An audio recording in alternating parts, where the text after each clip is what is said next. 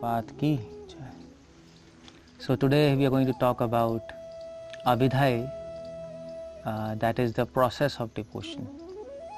In connection with Siksastakam, that's what we're talking about. In the last lecture I talked about Sambandha. The first two verses of Siksastakam are indicating Sambandha, our relationship with holy names. And the next three verses, third, fourth and fifth, they are indicating Abhideya. Now the word Abhideya means the process to revive that relationship. Now in the previous two verses we understood that we have a relationship with holy name. Holy name is a master. We are his servants. We must serve the holy names. But the question is, we don't have a realization of that. We just have theoretical knowledge now. So how to develop that connection with holy names?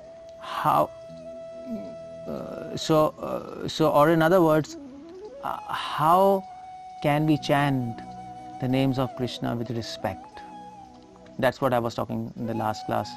If you have connection with holy name as a servant, then you will chant with respect, not just with mere concentration. Tad adarat, with respect. So, but we don't have respect now. We simply concentrate on the sound vibration. That's okay, that's a beginning, but how to proceed and how to develop firm faith in chanting of the holy names? That's the question. And for that, next three verses are there. Third, fourth and fifth verse. The third verse is, we all know, Trinadapi sunichena taroreva sahishnu nama manena mandena kirtanaya sada hari. Third verse is the third verse helps us to understand or to bring quality in chanting of the holy names. Third verse brings quality in the chanting of holy names. The third verse is saying you should lead a life in such a way so that you can chant properly, with respect. And how to develop that respect? You have to change the way of your life. So it's not just that that your way of life is something very different, a materialistic way of life, and when you chant, then you'll be able to chant properly. That cannot happen. So the third verse helps you to bring quality while chanting. How? By changing the way of your life. Now, what should be the way of life? That we will discuss in a moment.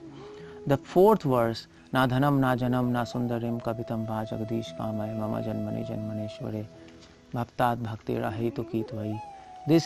The fourth verse is helping us to understand the prayers what we do while chanting. So, and that means the devotee is praying, please engage me in your service, as Prabhupada said. This prayer we should do. Please engage me in your service, birth after birth. And the fifth verse. And the fifth verse is indicating the mood while chanting.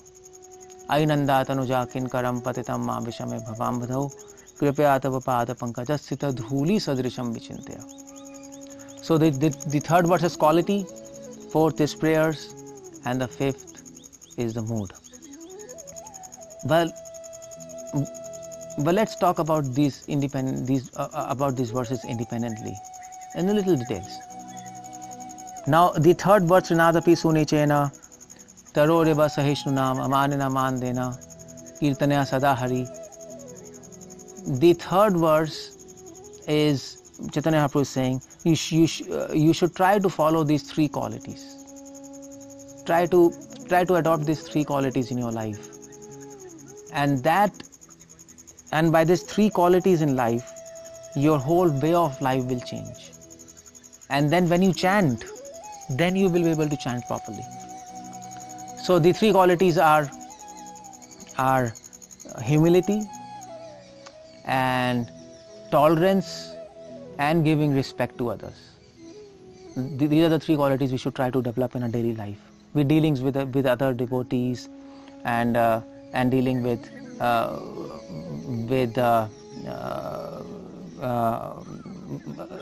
temple atmosphere, etc. and etc. So also dealing with other people around you. This is how we should develop and lead a life in this way. So Chaitanya Mahaprabhu is recommending humility. Humility means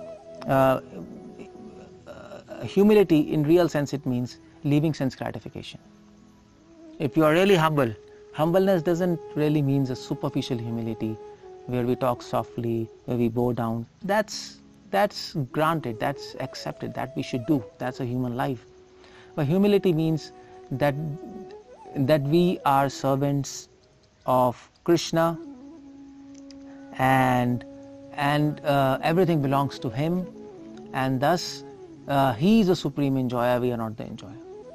So humility means learning to leave sense gratification. That is real humbleness. He is my master, I am servant, I am not entitled to enjoy anything. That means humility. And 𝗙cie 𝗹𝗹cie𝘄, being tolerant. Tolerance means to forgive others. Tolerance. So if you are really tolerant, then you should be able to forgive others. Somebody will do something to you in your life, but then you should not be so much affected by that, and you should forgive them. That's okay. And respect, giving respect to others and not expecting respect. That means you are able to see Krishna in every living entity, in every atom, so everywhere you look, you are able to see Krishna. That is the vision of an elevated devotee, or of a devotee who is practicing devotion. In other words, Vasudevam Sarvamiti. If that kind of consciousness is there, then you can give respect to everybody. If you can see Krishna in everybody, then you can give respect. Otherwise, you will be entangled in rag and dvesh and so many other things, wrong anarthas. So that is the third verse. If you can develop these qualities in two terms, how I explained, then we will be able to chant properly. This is the third verse. And the fourth verse is na dhanam, na janam, na sundarim. The devotee is praying. This is a prayer. Oh my Lord, I don't want health, I don't want women, I don't want name and fame, I don't want all these things. Then what do you want? Mama janmani janmaneshwari bhaktat bhaktita hetukitvai. Birth after birth, I want your devotional service. I want to serve you. Now this statement has two levels of understanding. One is external, one is internal. External understanding is, well, Bhaktivinoda Thakur says, why a devotee is saying birth after birth, I want to service. Don't we aim to go back to Godhead? Do we choose to be in this material world birth after birth? Bhaktivinoda Thakur says devotee is very intelligent. His intelligence is supreme. If you tell to Krishna, I want to get released from this material world, he might or he might not do. But if you tell to Krishna, it's your will. If you want me to be in this material world, I am ready to be in this material world, but let me always serve you. Krishna will be so happy, and he will tell to his servants, bring him right now to me in my spiritual world. So devotees are very intelligent. This is their technique to please Krishna better. This is a Vishesh Riti, Madhvacharya says. Ordinary norm is Upanishadic Riti, where we ask God to get liberation. But this is a special way to get liberation. How? You please him by not asking for liberation. And then he'll be more pleased, and then you will get liberated very quickly. That's the one understanding. Another understanding is a devotee on a very internal plane. A devotee really he doesn't aim to go back to Godhead. His aim is not that. His aim is to serve God, serve Krishna, and that's what is his aim. For his sense gratification, he doesn't even want to go back to Godhead. He actually doesn't want anything except service. Then who wants? He leaves all wanting, all desires to Krishna. Let him desire, let him want whatever he does, whatever his will. I will simply serve him. So in this context, na dhanam, mama janmani janmaneshwari, that can also be taken in literal sense. And the third verse, that is the fifth verse of Siksastakam, is Ainanda tanuja kinkaram patitam mam vishame bhavam budhao kripayata papada pankaja sita dhuli sadrisham vichintyo. This is the mood of chanting. If you can understand this verse, it helps you to develop a mood while chanting. And what's the mood? The mood is of the devotees praying, "Oh my Lord, I have fallen down into this material world." The mood while chanting is one of fear, first of all, that I am fallen in this material and I am trapped. The feelings while chanting is it's a mixed feeling. It's a feeling of fear that I am trapped here. It's a feeling of rejection, that because I am sinful and offensive, Krishna might reject me. That's why Mahaprabhu is saying, "Please accept me as your servant." He's praying. I means he's feeling pain in his heart. It's a feeling of pain. Krishna might accept me or might not. Please accept me, even though I am sinful.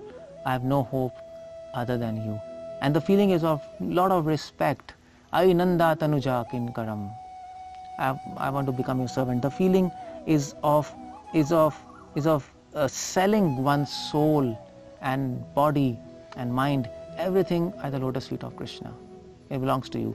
All those feelings, when they mixed, this creates a mood, and that mood is then the proper mood while chanting.